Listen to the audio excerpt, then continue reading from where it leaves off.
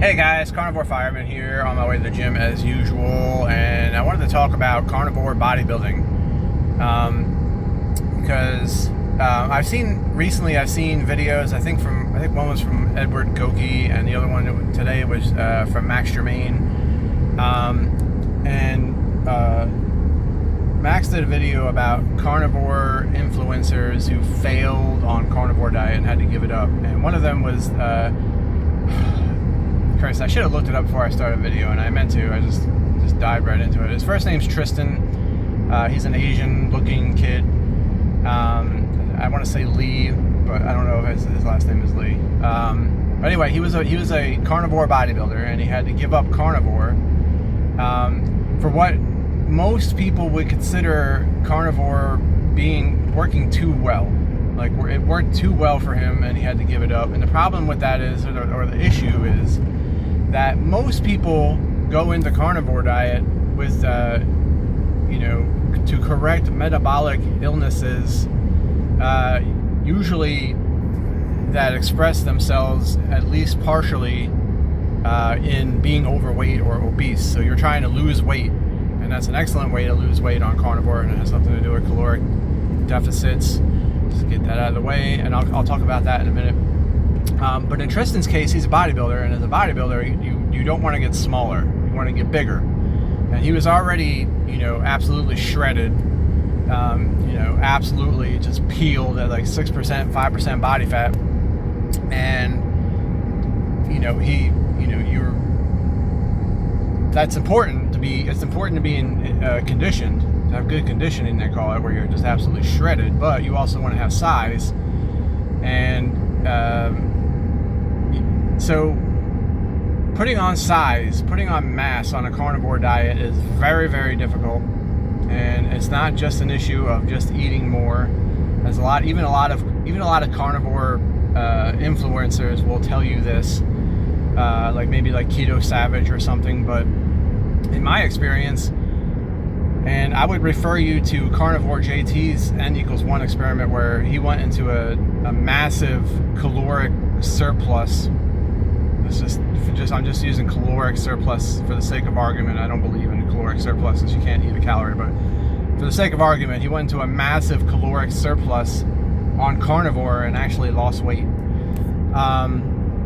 And then, of course, the psycho bros would say that he's lying, that he had to have been in a deficit, because you don't lose weight unless you're in a deficit, and they're just wrong.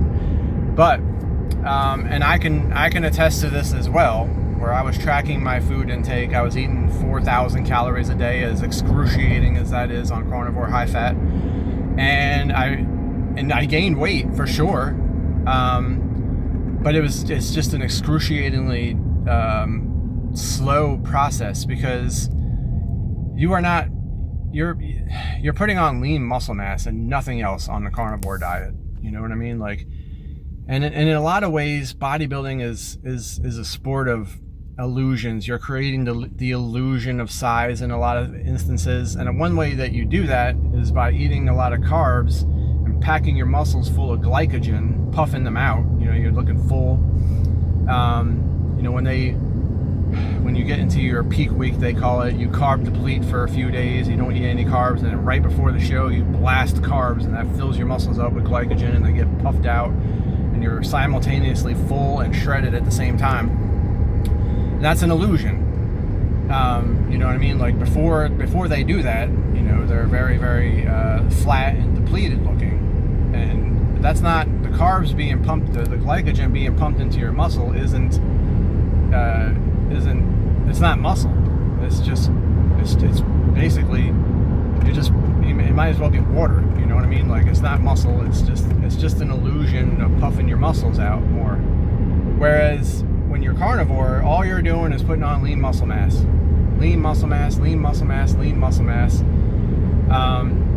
and it's the lean muscle mass is metabolically taxing, and your body just does not want. Your body is trying to be as efficient as possible. So, and from an evolutionary point of view, you're not designed to be a bodybuilder. You're designed to be a hunter. You're designed to hunt prey. And that's very, very impractical if you're a giant freaking bloated tick. You know what I mean? Like you're all blown up like a tick. You're a freaking mass monster. That's not practical for what your body is designed to do from an ancestral point of view. So, especially without the carbs, putting on lean muscle mass is very, very metabolically taxing. Your body just doesn't want to do it, and you practically have to drag it kicking and screaming to put on any kind of size at all. It's very slow going. It's very frustrating. It'll test your patience, and in the end, you just don't put a lot of size on. And also, insulin, which if you understand your insulin, if you look at a chart to see what spikes insulin and what doesn't, what spikes insulin the most by far is carbohydrates. You get like a small insulin release from protein, and hardly any insulin release at all from fat. But carbohydrates blast your insulin, blast your blood sugar, and therefore blast your insulin. And insulin is a growth hormone. So in that way, carbohydrates are almost like a performance-enhancing drug, where you're causing your body to unnaturally produce more insulin. Because carbs aren't your species-appropriate diet, you really shouldn't be eating them from a species-appropriate diet, context. You really shouldn't be eating rice or potatoes or, corn or whatever, wheat or whatever. Now, if you're a bodybuilder, you don't really care about that because you're also blasting gear, and you're not really health conscious as a bodybuilder. You try to be as health conscious as you can. You try to walk the line a little bit. Like Bumstead does that, where he tries to eat as clean as he can, and he only blasts the gear in his contest prep, not so much in the off season. But it's not a sport for people who are typically health conscious. If you're in like the IFBB, now, so if you're speaking with a bodybuilder who says you can't put on muscle mass without carbs. You know what I mean? Like he's not the audience that you need to be talking to. I mean, he's not, he's kind of right. You can put on muscle mass without carbs. But the muscle mass that the carbs put on is not really lean muscle mass. So it's like a double-edged sword. So you can get bigger with carbs. You can look bigger with carbs, but the real muscle mass is not from the carbs. Although, again, you are blasting insulin, which is a growth hormone, which puts on more muscle mass. So in the context of bodybuilding, in other words, it does kind of make sense that you would want to eat carbs, and that's why a lot of carnivore bodybuilders tend to compete in natural shows where the playing field is more level, and they do very well there. There's Keto Savage. He's won natural shows. Jonathan Griffin over in Britain has won natural shows. The other British guy, I can't remember his name offhand, but he won a big show as a carnivore bodybuilder, and I don't know if he's natural or not though. I do know some carnivore bodybuilders who are not natural, and they're pretty big. But I until you see someone like Ronnie Coleman as a carnivore bodybuilder, then you'll see someone like, you can get someone who looks like Arnold Schwarzenegger on a carnivore diet, because he ate, him and like Frank Zane and all those classic bodybuilders, they all ate very low carb typically. The bodybuilding diet science was not very evolved back then, so they just ate a lot of meat and eggs and trained their asses off. So you'll get classic looking bodybuilders, and even if they do gear, if they like Schwarzenegger he was on gear, obviously, but they didn't have the advanced pharmaceuticals that we have today, that like people like Derek Lunsford and Samson Dauda are on, or even Ronnie Coleman. I can't remember, Jay Cutler, those kind of people. They didn't have that back then. So, I mean, it's reasonable to say that like a carnivore dieter, bodybuilder could look like a Schwarzenegger, but they're probably never going to look like, Jay Cutler, just an absolute freak.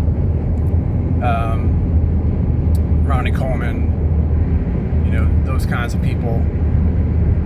Because the carbs are kind of like a performance enhancing drug. They're kind of like almost like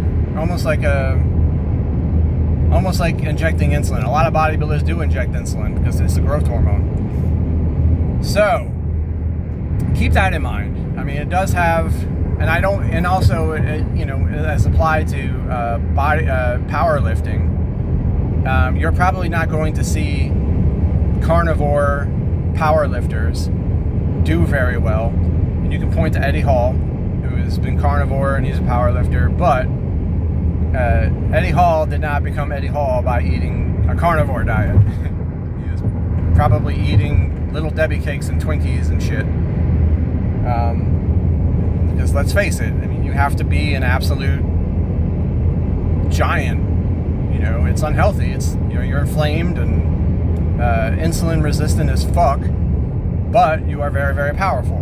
So just like bodybuilding, powerlifting isn't exactly a sport that you do for the health of it. Most of us are doing carnivore because we want to be healthy. But if you're trying to do carnivore and you want to be a bodybuilder, that's something to consider. That's something you're going to have to, something to negotiate and deal with. The fact that, you are kind of at a disadvantage in that sport, in that context, if you don't eat carbs. So you might want to stay natural. The naturals tend to be, even if they're on, even if they're eating carbs, when they get on stage, they tend to be comparable to the bodybuilder and low carb bodybuilders that I've seen. So I've never seen a mass monster natural. It's very, very level. I don't really think the carbs do very much for you in a natural context.